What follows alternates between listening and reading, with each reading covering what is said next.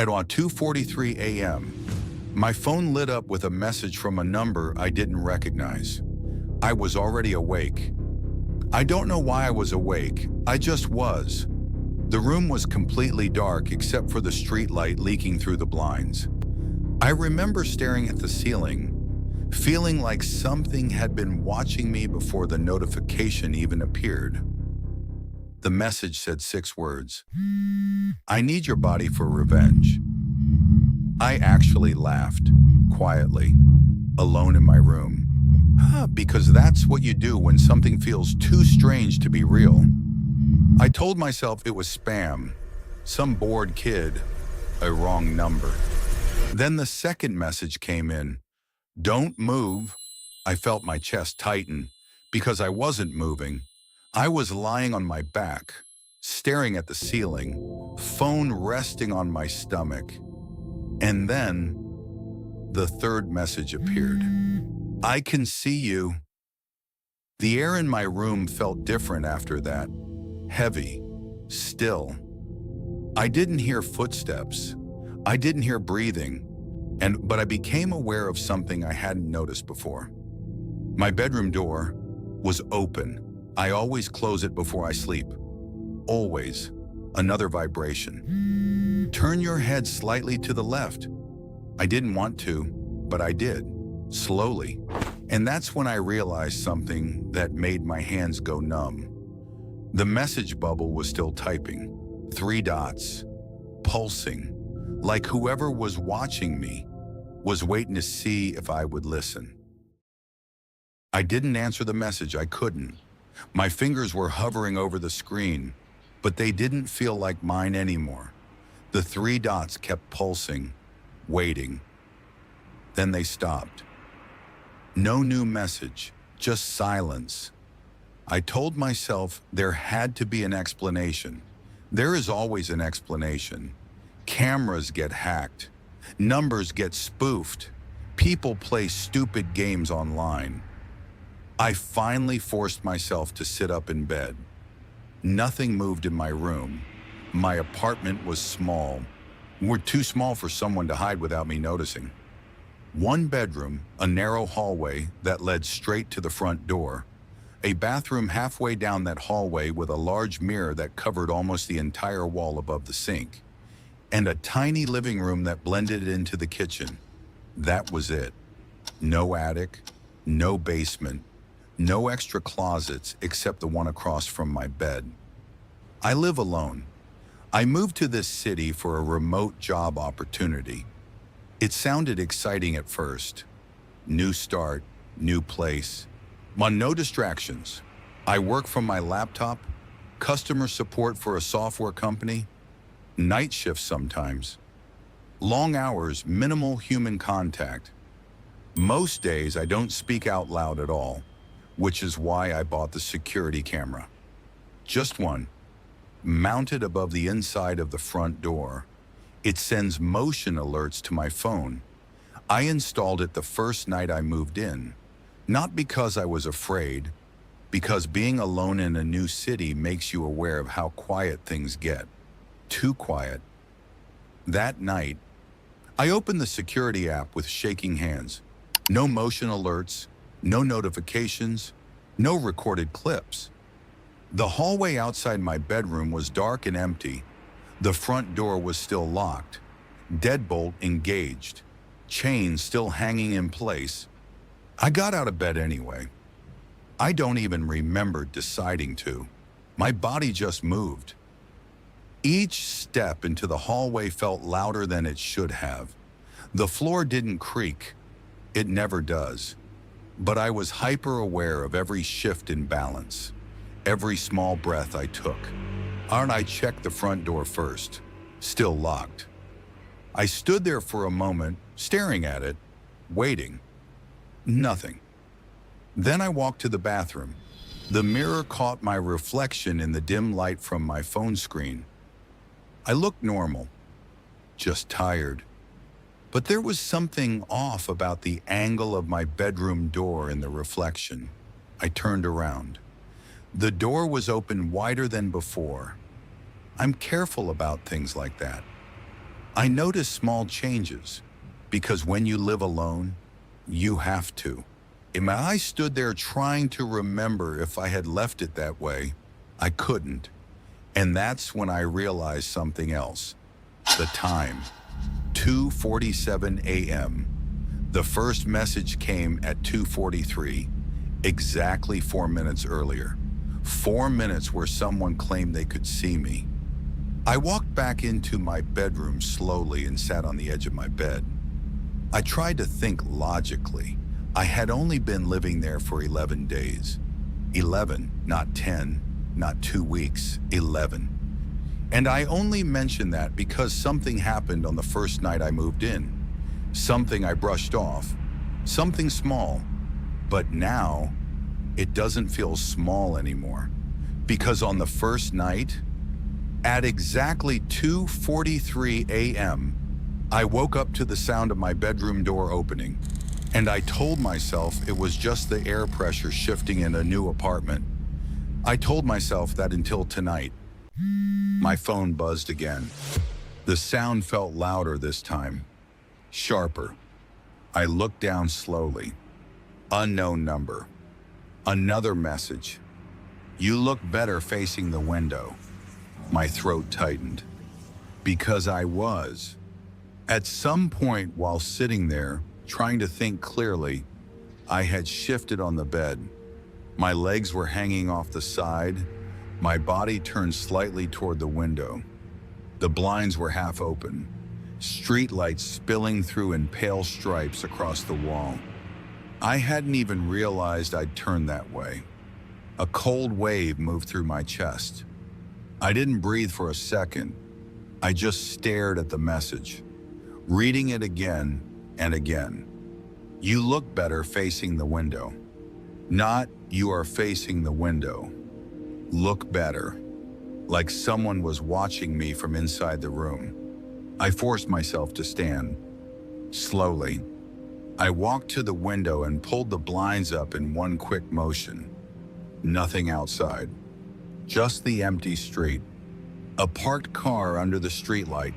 No headlights on, no movement inside. The building across from mine had dark windows, no silhouettes, no flickering televisions. I opened the window slightly. Cold air rushed in. No voices, no footsteps, no laughter from someone hiding in the dark. I checked the parking lot again. Nothing. My brain started building explanations. Neighbor prank. Maybe someone across the street with binoculars. Wrong number. Some messed up coincidence. A scam trying to scare me. I even checked social media to see if I'd posted anything that revealed my location. Nothing. Another vibration. I flinched so hard I almost dropped the phone. New message. Step away from the window. I froze again. Because I was still standing there.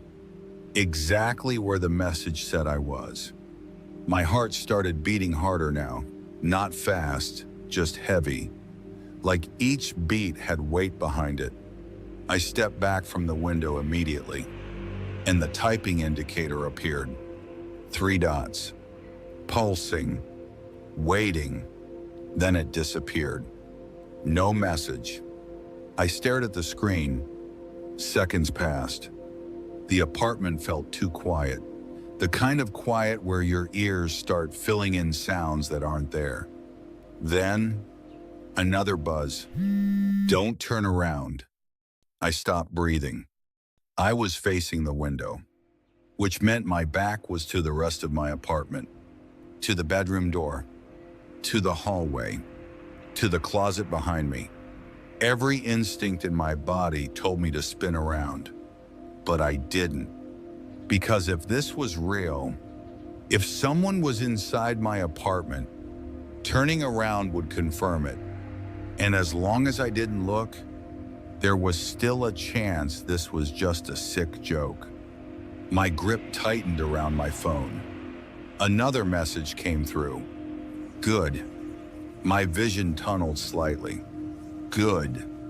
meaning whoever sent it knew I hadn't moved, knew I was still facing the window, knew exactly where I was standing.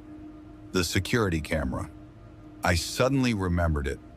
If someone had come through the front door, it would have recorded it. Unless they were already inside before I locked up. Unless they never used the door. Unless... My phone buzzed again. "You're shaking." I looked down at my hands. They were. And I hadn't noticed until that moment. Another message. "Turn around slowly." The typing dots reappeared, then vanished. Silence. The air behind me felt different. Not colder, not warmer. Just occupied. Like the space wasn't empty anymore. I swallowed, and I realized something worse than someone standing behind me. The closet door across from my bed had been closed when I went to the window. I remember that clearly, because I always close it before I sleep. And right now, I could hear it. A soft wooden shift, like pressure easing, like a hinge adjusting. Behind me, my phone vibrated one more time. "If you scream, I'll start with your face." I don't know what terrified me more, the threat, or the fact that the message didn't feel rushed. It felt calm, certain, like this wasn't about breaking in. It was about waiting. And whoever or whatever was texting me had all the time in the world. I still hadn't turned around. I couldn't stay like that forever. My shoulders were burning from tension. My jaw hurt from clenching. Slowly, I turned around. Not fast, not dramatic, just enough to see. The bedroom was empty. The hallway was empty. The closet door was closed, exactly the way it should be. Nothing standing there. Nothing breathing behind me. No movement. I let out a breath I didn't realize I was holding. My heart was still pounding, but now it felt stupid, embarrassed. I almost laughed again. Almost. Then my phone chimed with a different sound. Not a text, a notification. Security camera, motion detected. The timestamp read 2:42 a.m., 1 minute before the first message. My stomach dropped. I don't remember moving at 2:42. I opened the app immediately. The live feed showed the front door, closed, locked, chain in place. I switched to recorded clips. There it was, 2:42 a.m. I pressed play. The footage was grainy in the low light. The hallway was dim, illuminated only by faint spill from my bedroom. At first, nothing happened. The front door remained closed. The chain didn't move. No shadows crossed the lens. I leaned closer to the screen. Then I noticed something subtle. At the very end of the hallway, my bedroom door was visible in frame, closed. The timestamp ticked forward, 2 hours, 42 minutes, and 11 seconds. Still closed, 2 hours, 42 minutes, and 18 seconds. A thin black line appeared along the edge of the door. It was opening, slowly, not swinging wide, just enough to break the seal between door and frame. I felt my throat tighten. Because I was inside that room, asleep, the timestamp continued. 2 hours, 42 minutes, and 26 seconds. The door opened wider. In the footage, I could see part of my bed now, the edge of the mattress, the outline of my body under the blanket. Completely still, asleep. The hallway remained empty. No hand on the doorknob, no shadow on the wall, no one pushing it open. The door kept moving anyway. 2 hours, 42 minutes, and 39 seconds. It stopped halfway, wide enough to see directly into my room. I watched myself sleeping on the tiny screen, peaceful, unaware, waiting. The hallway light flickered slightly in the camera's night mode, and that's when I noticed something else. The darkness in the hallway didn't look normal. It looked dense, not like shadow, more like a shape that hadn't decided what it wanted to be yet. It didn't move forward. It didn't step into the room. It just stayed there, at the edge, watching. 2 hours, 42 minutes, and 57 seconds. The camera glitched for a split second. Static lines tore across the screen, and for a single frame, there was something in the doorway, not fully visible, not clear enough to describe, but tall, too tall for the frame. Then the image corrected itself. The doorway was empty again. The door slowly closed, by itself. 2 hours, 43 minutes, and 3 seconds. The exact second my first message came in, I replayed the clip 3 times. 4, 5. Every time, the same thing. The door opening. No one there. That shape in the darkness. And then closing again.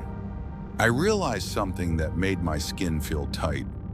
If the door opened at 2:42 and the first message came at 2:43, that means whoever sent those texts was already inside my apartment before I even woke up, before I looked at my phone, before I laughed.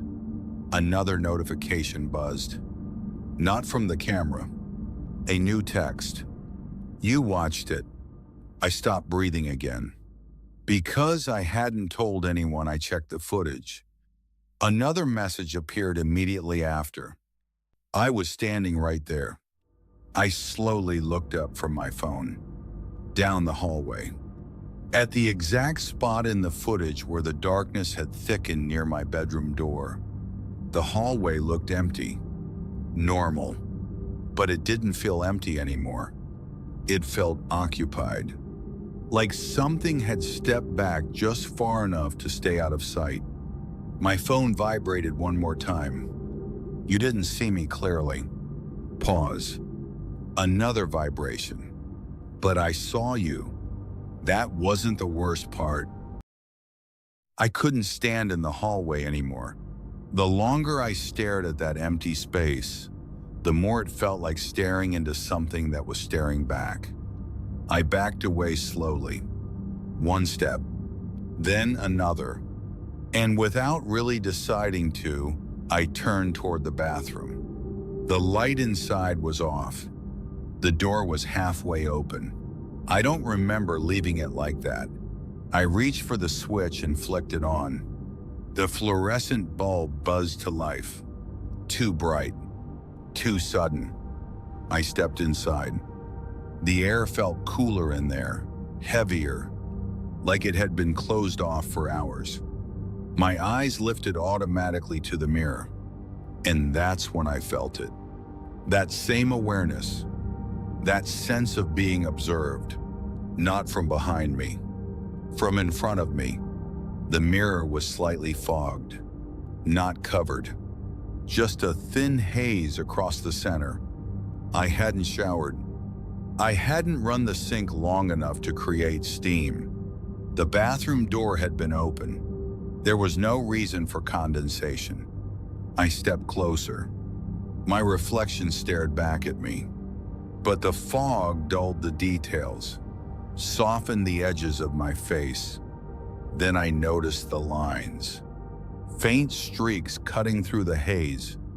Not random, not accidental. Letters. My stomach tightened as I leaned in. 4 words written across the glass. I'm still here. My first thought was that I had written it myself.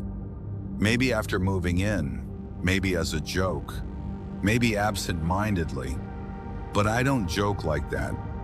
And I would remember dragging my finger across a mirror that size. The letters were uneven, some thicker than others. As if written slowly, deliberately, I reached out and touched the glass. It was freezing. Not cool. Not room temperature. Cold enough that my fingertip ached against it. The fog didn't smear when I touched it. It stayed intact. Like it wasn't condensation at all. My reflection didn't move at the exact same time I did. It was subtle. Half a second at most. But enough. Enough to make me pull my hand back quickly. My phone vibrated in my other hand. The sound echoed sharply in the small bathroom. I didn't want to look, but I did. Unknown number. You promised. My mind went blank. Promised what? I typed before I could stop myself. Who is this? The response came instantly. You don't remember? My chest felt tight again. I tried to think. Tried to search backward through the last 11 days. Had I argued with someone? Signed something? Agreed to something online? Another message. You said I deserved it. A strange pressure formed behind my eyes, like a headache starting at the base of my skull. Deserved what? Another vibration. You laughed. And suddenly, a flicker. A quick image in my head. Standing in this bathroom, on my first night here, looking at something taped to the wall inside the closet across from my bed. A printed photo. A face. I remember laughing. Not loudly, just under my breath. Because someone had scribbled something dramatic underneath it. I couldn't remember the exact words, but I remember thinking it was pathetic. My phone buzzed again. You said no one would miss me. The headache sharpened. I gripped the edge of the sink. That didn't sound like something I would say. Did it? Another message. You were wrong. The bathroom light flickered once. Just once. And in that brief dimming, the words on the mirror changed. Not fully, but enough. The original sentence blurred slightly, and beneath, I'm still here. New letters began to form slowly through the haze. I never left. I stumbled back. The cold from the mirror felt like it had followed me, like it had settled under my skin. My phone vibrated again. You promised I could stay. My breathing grew shallow. Stay where? Stay in the apartment? Stay alive? Stay remembered? The worst part wasn't the messages. It wasn't the mirror. It was the growing realization that somewhere in my memory, there was a gap.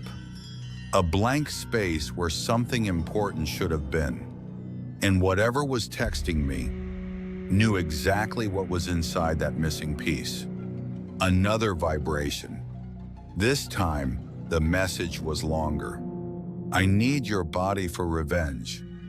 The words felt different now. Not random. Not dramatic. Specific. Intentional, like a reminder. Not a threat. And as I stared at my reflection again, for just a second, I thought I saw its lips move. Before mine did. I left the bathroom light on. I didn't want the mirror going dark. I walked back into my bedroom and sat on the edge of the bed, staring at my phone. You promised I could stay. The words kept echoing in my head, and then it clicked. Not fully, not clearly, just enough to bring something back. When I signed the lease, the landlord hesitated before handing me the keys. He asked if I was comfortable with the history. I remember smiling and saying, every apartment has history. He didn't smile back. He told me the previous tenant had died there, in the bedroom, officially ruled a suicide. His name was Daniel Reyes. At the time, it felt like useless information. Cities are full of stories like that. People move in, people move out, people leave things behind. But I remember something else now. The first night I moved in, I found a small strip of tape inside the bedroom closet. It looked like something had been attached to the wall and removed. There was a faint square outline where paper had once been. And on the inside of the closet door, carved lightly into the wood, were 3 letters, DR. I thought it was just leftover damage from a bored tenant. I didn't think about it again, until now. My phone vibrated. "You looked me up." I hadn't, not yet, but I opened my browser anyway. My fingers were unsteady as I typed his name, Daniel Reyes. The search results loaded slowly.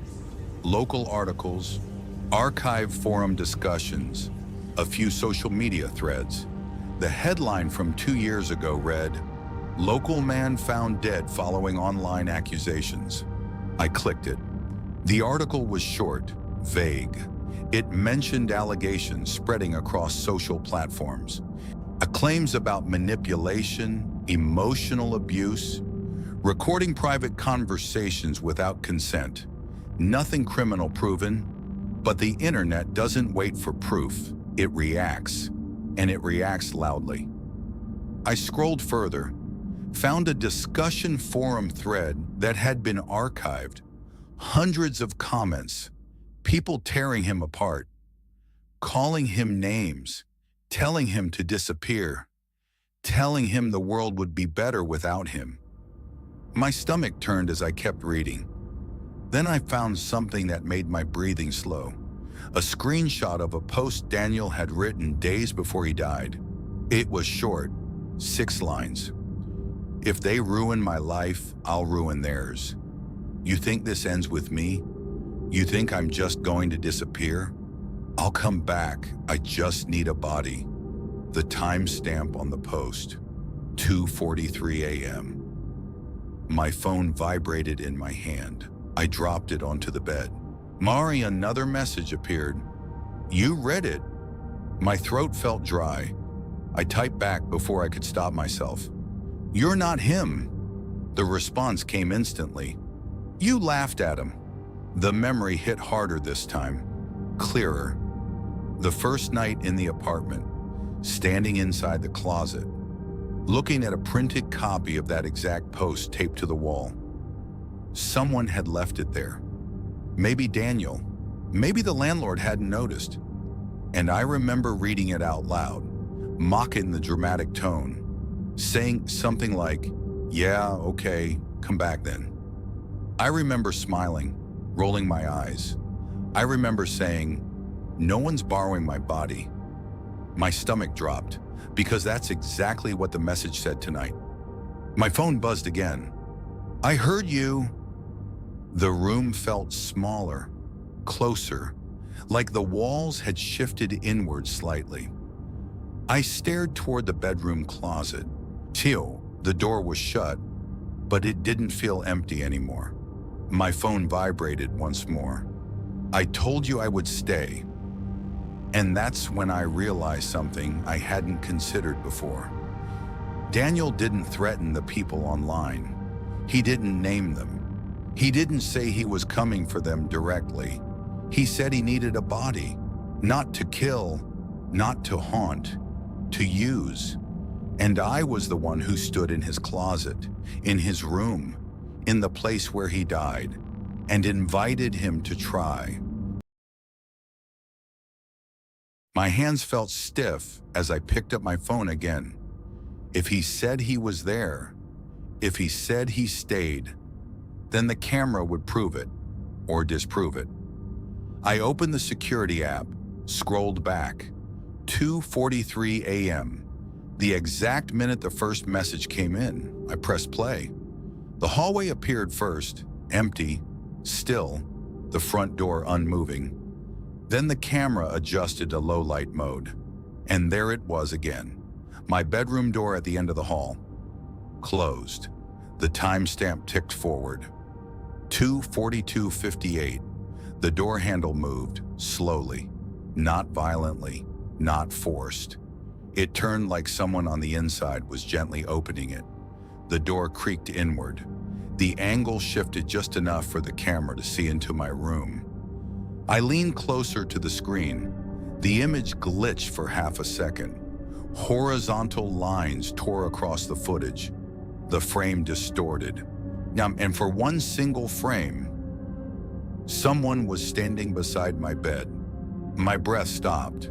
The figure wasn't in the hallway. It wasn't entering through the door. It was already inside the room, standing inches from where I was sleeping. Tall, still, head tilted slightly to the right. The face was blurred by distortion, but the outline was clear. It wasn't a shadow, it had shape, mass, presence. The glitch corrected itself immediately. The next frame showed nothing there. Just me in bed, alone. The door halfway open. I replayed it, paused it at the distortion, zoomed in slowly. The pixels stretched. The blur sharpened just enough to reveal structure. Eyes, nose, mouth. The face wasn't fully visible, but it was familiar. Too familiar. I zoomed further. The image degraded, but the proportions stayed the same. The jawline, the hair, the slight curve in the nose. It looked almost identical to mine. Not exactly, but close enough that my stomach twisted. The head tilt matched the way I sometimes lean when I'm confused. Even the height seemed right, as if someone had taken my outline and placed it next to my sleeping body, watching. I let the footage continue. The figure didn't move in the next frame, because it wasn't there anymore. Just me, breathing slowly, unaware. The door began to close again, gently, as if careful not to wake me. Timestamp, 2:43:03. The exact second my first message arrived. My phone vibrated in my hand. I flinched so hard I nearly threw it. New message. You look peaceful when you don't know. My throat felt tight. Another message appeared. You shouldn't have laughed. I looked up from the screen, toward the bedroom door. It was open right now. The wider than I remembered leaving it. The hallway beyond it looked normal, but I couldn't stop thinking about that single frame, that one impossible image. Because if that thing looked like me, if it was standing beside my bed, then one question kept repeating in my head. If that was me in the bed, then who was holding the phone? My screen lit up again. One final message. I'm getting closer. I didn't sleep that night, or the next one. By morning, the footage still sat in my camera roll. I sent it to 2 friends. Both of them replied the same way. Probably a glitch. Compression artifact. You're overthinking it.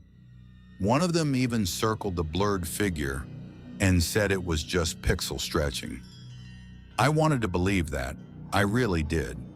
But they weren't there at 2:43. They didn't get the messages. They didn't feel the air shift behind them. By the second day, something else started happening. My phone battery began draining faster than it ever had before. I'd charge it to 100%. Within an hour, without using it, it would drop to 63%, then 41%, then 20%. Battery usage showed no apps running, no background processes, just system activity. The messages still came, not constantly, just enough to remind me. Hiss, you look tired. You shouldn't tell them. They won't help you. I stopped replying. I stopped screenshotting. I stopped sending evidence to anyone. Because every time I did, something small changed in the apartment. The second night, I was working at my desk in the living room when I noticed a tiny green light glowing at the top of my laptop screen. The webcam indicator. I wasn't on a video call.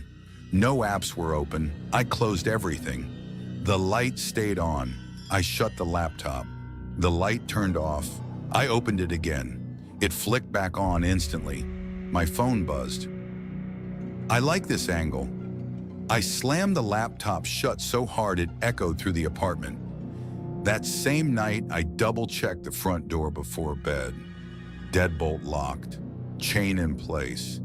I even recorded myself locking it, just to be sure. In the next morning, the chain was hanging loose. The deadbolt was unlocked. No damage, no scratches, no sign of forced entry. The security footage showed nothing unusual. The door never opened, but it was unlocked.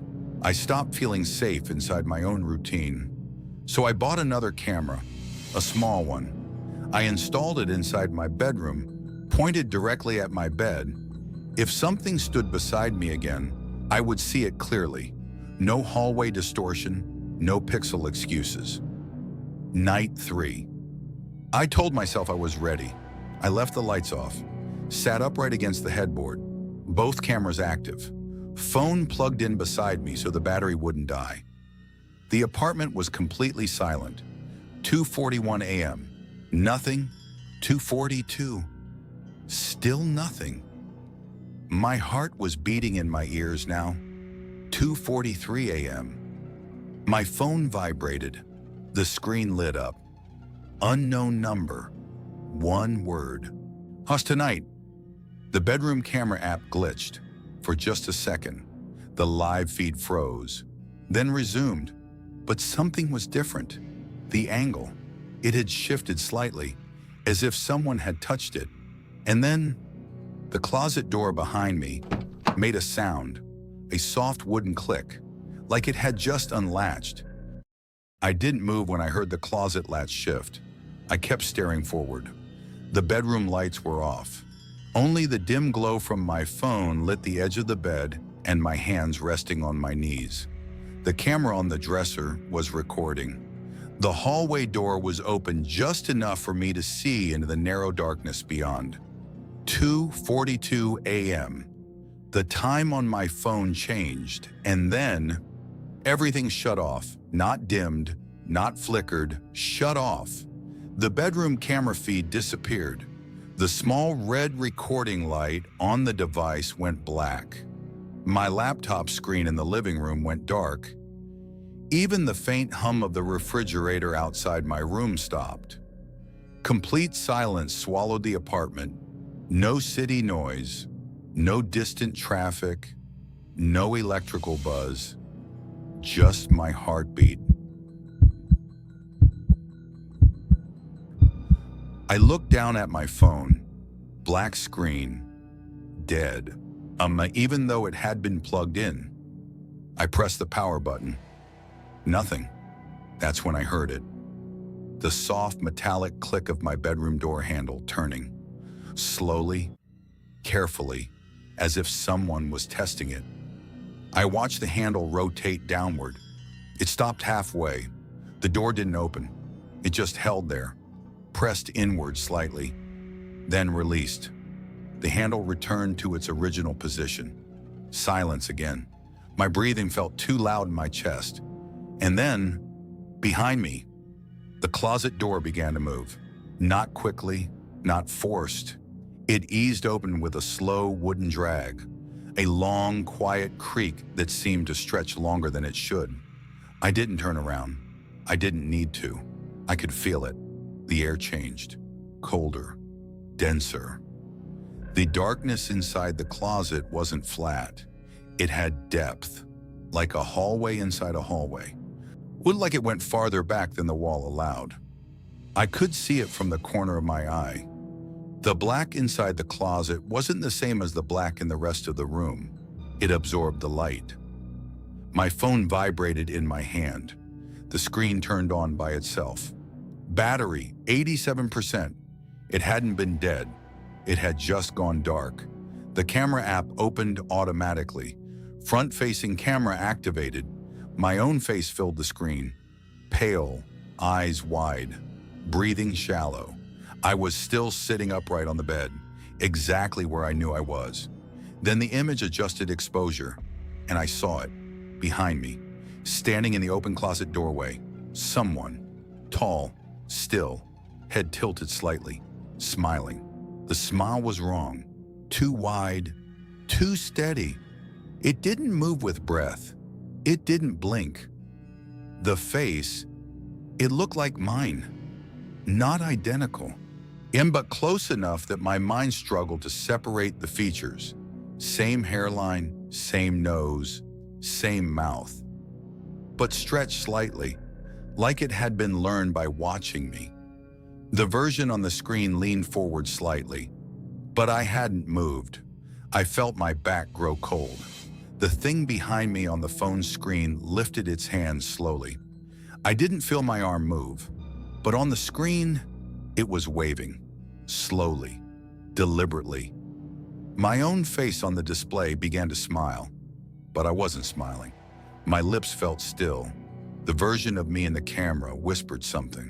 The audio didn't register, but I could read the movement. "I'm ready." My heartbeat felt violent now. I forced myself to turn around, fast. The closet stood open, empty, dark, nothing inside, no figure, no movement.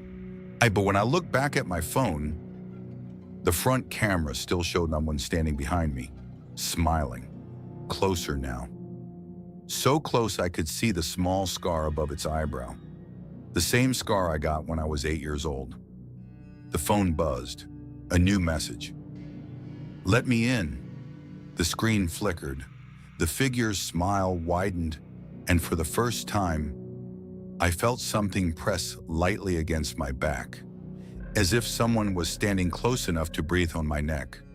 But I was alone. I was absolutely alone, and whatever was in that closet was no longer waiting in the hallway.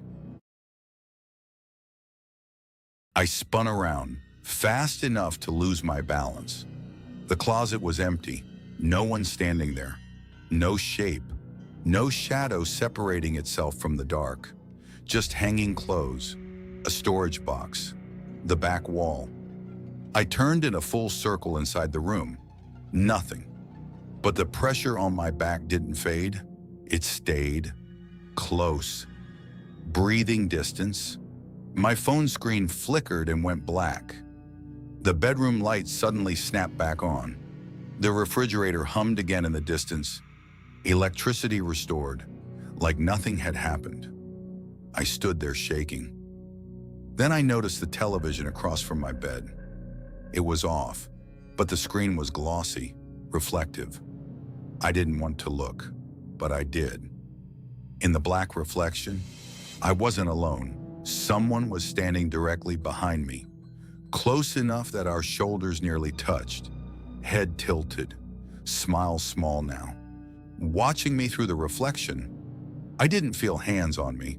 I didn't feel breath, but in the screen, it leaned closer, its mouth near my ear, and I heard it, not through my ears exactly, more like inside my head.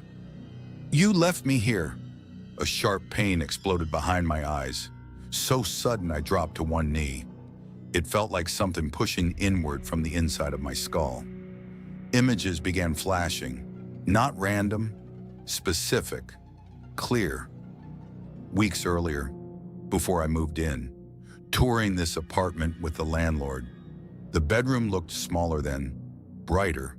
The closet door was open, and inside, taped to the back wall, a printed memorial page, Daniel's photo, candles drawn underneath, a paragraph about loss.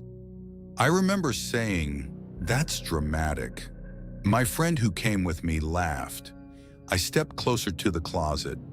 I read his final post out loud in a mocking tone. "If they ruin my life, I'll ruin theirs."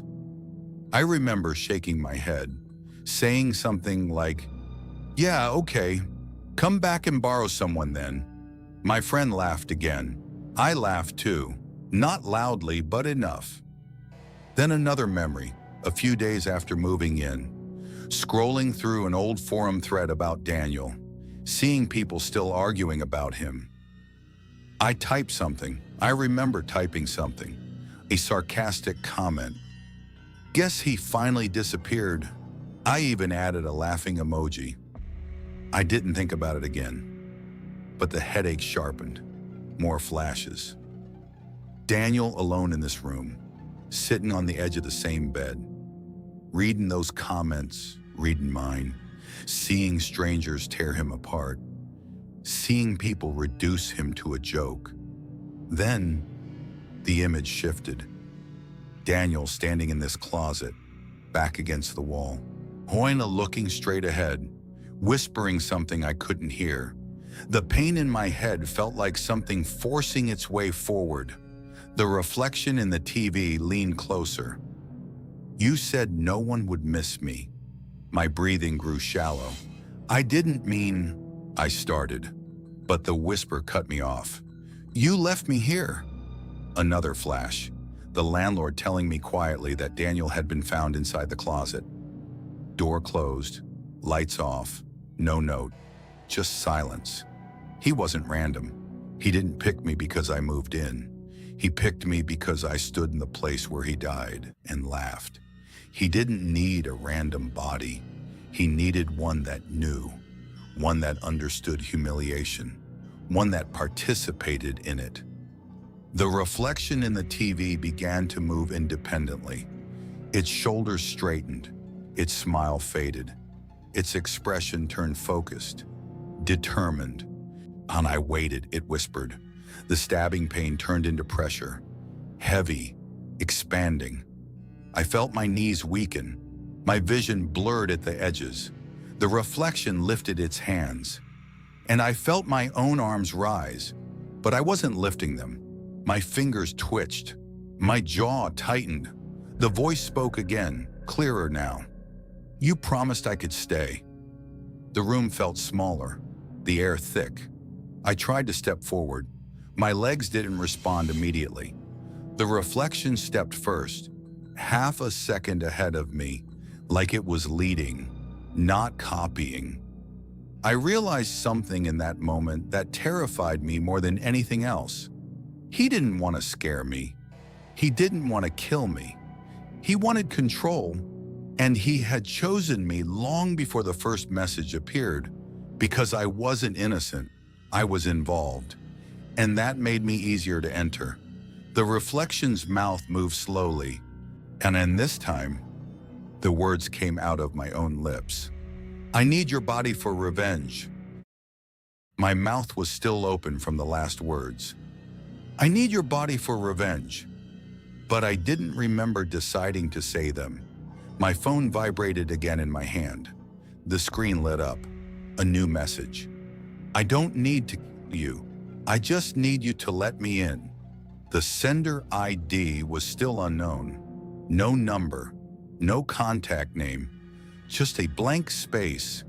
My hands started to feel heavier, like gravity had quietly increased inside the room. I tried to flex my fingers. There was a delay, a second between the thought and the movement. My legs trembled, then numbed. Pins and needles climbing upward from my feet. My reflection in the dark TV screen straightened fully. Confident now, calm. I staggered toward the bathroom. I don't remember deciding to walk there. My body moved like it had been given instructions. The hallway felt longer than before, the air colder. I reached the bathroom doorway and looked at the mirror.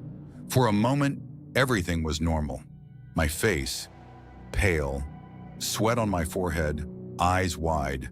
Then the image shifted, subtly. My reflection's breathing slowed, but mine was still rapid. Its lips curved upward, slow, deliberate. I wasn't smiling. I touched my face. The reflection didn't. It kept smiling. My vision began doubling. 2 mirrors, 2 versions of me.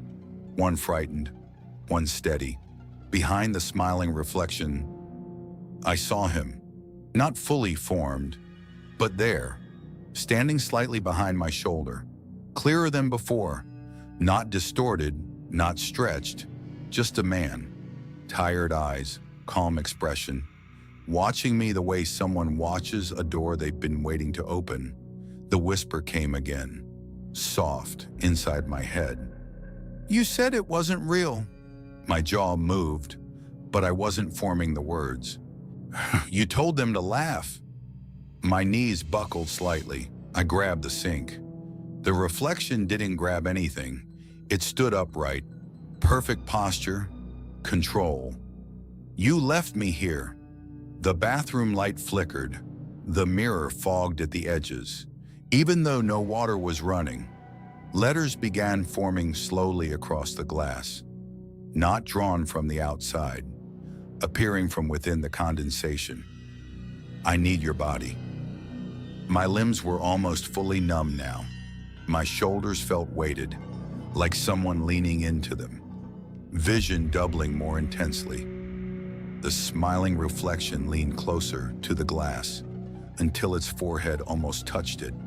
Its eyes locked onto mine, and it whispered, not from behind me, not in my head, but directly from the mirror. "I need your body for revenge." My lips moved again, repeating it, perfectly in sync. "Doreen, I need your body for revenge." My heartbeat slowed further, thick, distant. The last thing I saw was my reflection's smile widen, wider than my face could physically stretch. Then, total darkness. No sound, no thought. Just blackout. The police report says I was found at 9:12 a.m. unconscious on the bathroom floor. The landlord unlocked the apartment after I didn't answer calls about a water leak dripping into the unit below. They said there were no signs of forced entry, no broken locks, no disturbed windows. The bedroom closet was closed. The bathroom mirror was clean. No writing, no condensation, just my body in the tile. Pulse steady, no head trauma, no drugs in my system. All electronics were present, but the cameras corrupted, both of them. The original bedroom camera and the second one I installed. Every file between 2:40 a.m. and 3:10 a.m. unreadable. Not deleted, not overwritten, just damaged. Static frames, digital tearing. On one clip, at exactly 2:43 a.m., the image freezes for half a second. When detectives zoomed in, Warren, they said it was probably compression artifacting, but I saw it, a silhouette near the bed, head tilted, standing too straight. They asked if I had a history of sleepwalking, stress, hallucinations. I told them about the messages. They checked my phone. There were texts, but no sender. The number field blank, as if the device had received notifications from nowhere. They said it was likely spoofing, a glitch, anxiety, a psychological episode triggered by reading about the previous tenant.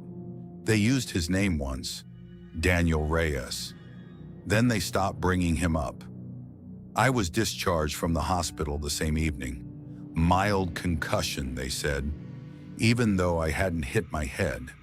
Since that night, something is wrong. Subtle, but wrong. My sleep feels thinner, like I'm hovering above it instead of inside it.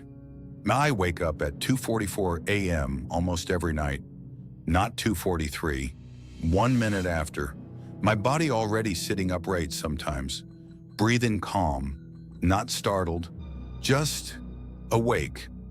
I've had urges I can't explain, sudden bursts of anger scrolling through old forum threads, rereading archived arguments about Daniel, seeing usernames I recognize, people who mocked him, people who pushed, people who laughed. I feel heat in my chest when I read their comments. Not guilt, not exactly, something sharper, intent. Twice now I've opened my laptop in the morning and found tabs open I don't remember clicking. Login pages, social media profiles, archived message boards from years ago. My accounts show activity between 2:30 and 3 a.m. Posts written, replies sent, private messages delivered. The writing style is almost mine, but not quite.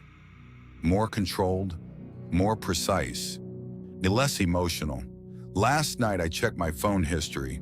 At 2:43 a.m., a single outgoing message was sent, not to one person, to dozens. Every account that had publicly harassed Daniel before he died. Every username that had joined in. The message was identical. I'm back. No emojis, no punctuation beyond the period. Sent from my number. The police told me to change my passwords. I did. The activity continued. I disabled my accounts. They reactivated. 2 nights ago, I woke up standing in front of the bathroom mirror, hand resting against the glass, smiling. I wasn't aware I was smiling until I saw it. It faded when I focused on it, like it had been worn for someone else. There's one more detail, something I haven't told anyone. The memorial that used to be taped inside the closet. The landlord confirmed it was removed before I moved in, weeks before. He said he didn't want future tenants feeling uncomfortable, but I remember it clearly, the photo, the printed text, the tape peeling at the edges. My friend remembers laughing in the room, but when I asked him about the memorial, he said there wasn't anything in the closet that day, just empty shelves. I checked the closet wall yesterday. There are faint marks, rectangular, like something had once been taped there, or like something pressed from the inside. Tonight, I don't feel afraid. That's the worst part. It's 2:42 a.m. right now. I'm sitting on the bed, phone in my hand, calm, waiting. There's a thought in my mind that doesn't feel entirely mine. Focused, patient. Someone ruined his life. Someone laughed. And someone needs to answer. My screen just lit up. No notification sound. Well, just a blank message box opening by itself. The cursor blinking, ready to type. It's 2:43 a.m. and my fingers are already moving. I don't tell the doctors everything. I don't tell the police everything. I don't tell my friends that sometimes I wake up already standing. Not groggy, not confused, just upright. In front of the bathroom mirror, the light's already on, my hand resting flat against the glass. Like I've been holding it there for a while. The first time it happened after the blackout, I thought it was stress. The second time, I blamed insomnia. Now it happens 3 or 4 nights a week, always around the same time, 2:44 a.m., 1 minute after, like something finishes before I'm allowed to come back. When I look at my reflection in those moments, I'm smiling, not wide, not exaggerated, just a small, satisfied curve of the lips. The kind of smile someone makes when something goes according to plan. The unsettling part isn't the smile, it's the sound. Because if I stay still, if I don't move, if I don't break eye contact, I can hear it, my own voice, soft, muffled, as if it's speaking from behind my teeth, not out loud, not in my head, but somewhere in between, forming words my mouth isn't shaping. I've pressed my fingers against my lips to make sure they're closed. They are. And still, I hear whispering, calm, measured, patient. Sometimes I catch fragments. They're reading it. He remembers. Soon. Once. Clearer than the others. I heard, they shouldn't have laughed. I checked my sent messages again yesterday. There are more now. Not threats, not exactly. Just reminders, old screenshots, archived posts, timestamps from years ago, sent anonymously, sent precisely at 2:43 a.m., always at 2:43. The same minute he used to post, according to the forum logs. I tried sleeping somewhere else. At a friend's place, it still happened. I woke up standing in front of his hallway mirror instead. Smiling, he said he heard me talking in the night. Thought I was on the phone. I wasn't. At least, I don't think I was. I've started covering mirrors before bed. Bathroom, bedroom, even the black screen of the TV. It doesn't stop it, because sometimes I don't wake up in front of a mirror anymore. Sometimes I wake up back in bed. Phone in my hand, cursor blinking, message typed, ready to send. And sometimes it already has been. There's something else I've noticed. The anger I used to feel, it doesn't spike anymore. It doesn't flare. It feels organized, directed, purposeful, like it belongs to someone who has been waiting a long time. I don't feel like I'm losing control. That would be easier. It feels more like I'm sharing it. Like there's a second set of thoughts that align with mine just enough to pass. Just enough to blend. I can still see myself in the mirror right now. Normal. Tired. But if I look long enough, there's a delay. A fraction of a second where the smile lingers after I've dropped it. A subtle tilt of the head that I didn't initiate. And sometimes, very faintly, I see someone standing just behind me, not distorted anymore, not glitching, clear, patient, waiting for night. So I'm going to end this here because it's 2:42 a.m. and my phone just lit up. No notification, just the screen waking. If you get a message tonight from a number you don't recognize, or maybe from someone you used to laugh at, don't answer it. Sometimes I wake up standing in front of the mirror, smiling, when I can hear my own voice talking behind my teeth, slow whisper, almost overlapping the last words. If you get a message tonight, don't answer it. If this story made you check your phone, just now, good. That's how it starts. A message you don't remember expecting. A notification with no name. A minute that keeps repeating, 2:43.